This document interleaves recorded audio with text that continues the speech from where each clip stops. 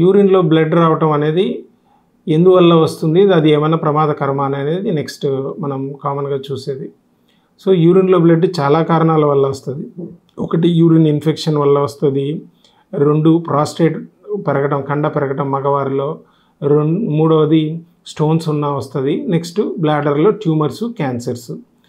So ఈ అన్నిటి వల్ల వస్తుంది. సో మన కారణం బ్లడ్ రావటం అనేది డేంజర్ సిగ్నల్. అది కిడ్నీలో క్యాన్సర్ ఉన్నా రావచ్చు, బ్లాడర్లో క్యాన్సర్ ఉన్నా రావచ్చు, ప్రాస్టేట్లో పెరగడం నార్మల్గా పెరిగినా రావచ్చు, ప్రాస్టేట్ క్యాన్సర్లో కూడా బ్లడ్ పడుతుంది. సింపుల్ యూరిన్ ఇన్ఫెక్షన్ కానీ స్టోన్ ఉన్నా కానీ బ్లడ్ వస్తుంది.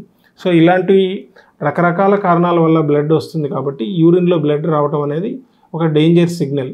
సో అలాంటప్పుడు మనం ఖచ్చితంగా దాన్ని నెగ్లెక్ట్ చేయకుండా యూరాలజిస్ట్ డాక్టర్ని కన్సల్ట్ అయ్యి దానికి సంబంధించిన సలహా తీసుకొని ఎందువల్ల వస్తుంది దాన్ని రెక్టిఫై చేసుకునేదానికి మనకు ఆస్కారం ఉంటుంది.